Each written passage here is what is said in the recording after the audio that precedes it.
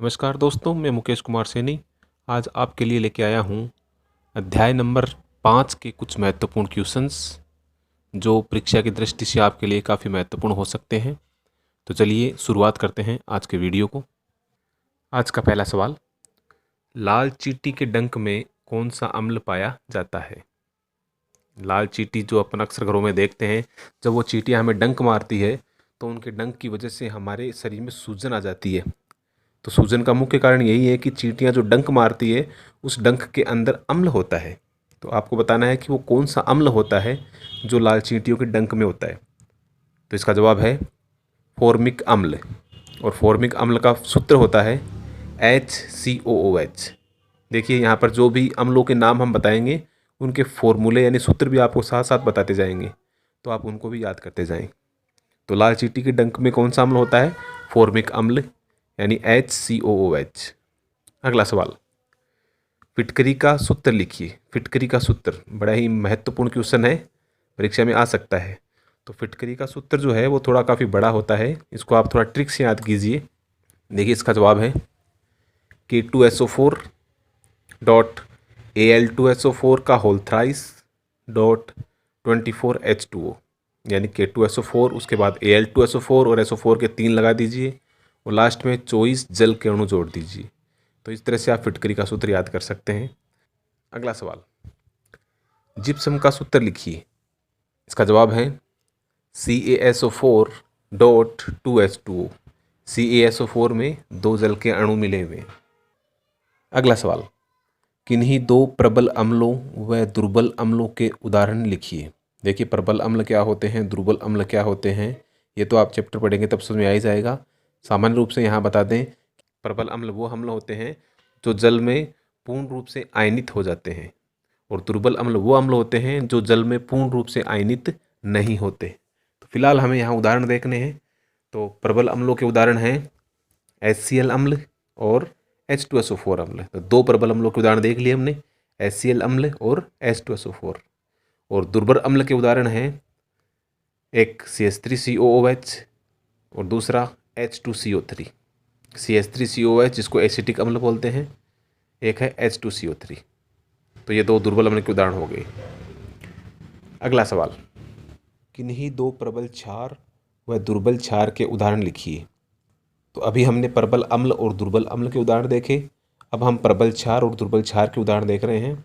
कि प्रबल क्षार के उदाहरण हैं NaOH और KOH।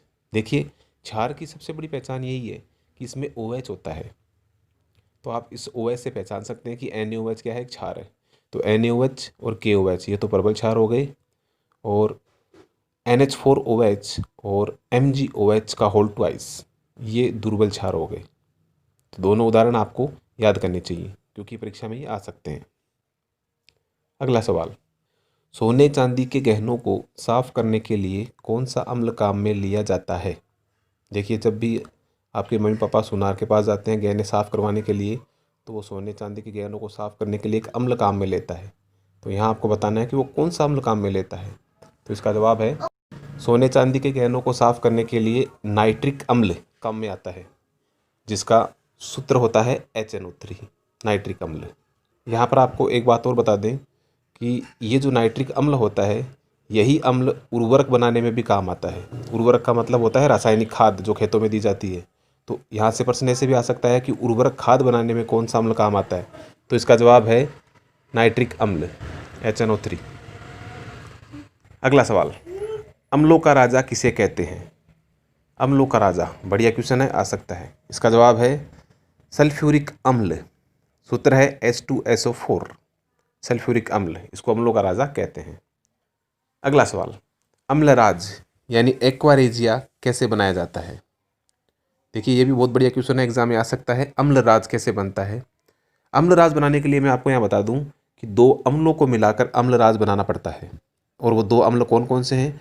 उनका जवाब है, एक तो है HCl और दूसरा है HNO3। चलिए इसको उदाहरण से समझते हैं।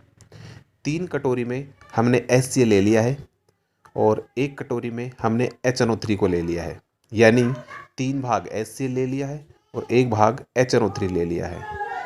अब हम इन सबको एक साथ मिला लेते हैं। तो अब मिलाने से जो अम्ल तैयार हुआ है उसी को अम्लराज यानी एक्वारेजिया कहते हैं। ये अम्लराज एक्वारेजिया एक घातक अम्ल होता है। अगला सवाल, किसी देश की औद्योगिक प्रकृति की दर को किस अम्ल की खपत से मापा जाता है? इस क्वेश्चन को हम ऐसे समझ सकते हैं कि कोई देश अगर किसी अम्ल को ज़्यादा मात्रा में काम में लेगा, इसका मतलब ये हुआ कि उस देश की जो उद्योग धंधे हैं वो ज़्यादा पनप रहे हैं। तो यहाँ पर हमें ये जवाब देना है कि किसी भी देश की औद्योगिक प्रकृति की दर को किस अम्ल की खपत से मापा जाता है, अर्थात उस अम्ल का नाम बताना है। तो इसका जवाब है सल्फ्यूरिक अम्ल। सूत्र है H2SO4। यानी कोई देश अगर सल्फ्यूरिक अम्ल की मात्रा को ज़्यादा काम में ले रहा है, इसका मतलब ये हुआ कि उस देश की जो उद्योग धंधे हैं वो कुछ ज़्यादा पनप रहे हैं। अगला सवाल, अचार में खट्टापन लाने के लिए किस अम्ल को सिरके के रूप में मिलाया जाता है? घर में जो अचार डाला जाता है तो आपने नोटिस किया होगा कि उसके अंदर खट्टापन लाने के लिए सिरके का रस मिलाया जाता है। तो यहाँ आपको ये बताना है कि सिरके के रस में वो कौन सा अम्ल होता है जो अचार को खट्टा बना देता है। तो इसका जवाब है एसिटिक अम्ल, जिसका सूत्र है CH3COOH। एसिटिक अम्ल ये अचार में खट्टापन ला देता है। और आपको बता दें कि यही एसिटिक अम्ल जब घर के अंदर हम नूडल्स वगैरह बनाते हैं तो उसमें भी डालते हैं खट्टापन लाने के लिए। और यहाँ आपको एक बात और बता दें कि लकड़ी का जो फर्नीचर होता है उसको साफ़ करने में भी एसिटिक अम्ल काम में आता है। तो यहाँ से भी प्रश्न आ सकता है कि लकड़ी के फर्नीचर साफ़ करने में कौन सा अम्ल काम में आता है, तो इसका भी जवाब होगा एसिटिक अम्ल। तो दोस्तों आज के वीडियो में फ़िलहाल इतना ही। अध्याय नंबर 5 के बाकी के जो क्वेश्चन हैं वो हम वीडियो के अगले भाग में लेके आएंगे ताकि वीडियो कुछ लंबा ना हो।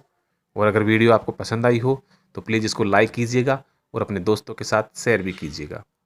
धन्यवाद।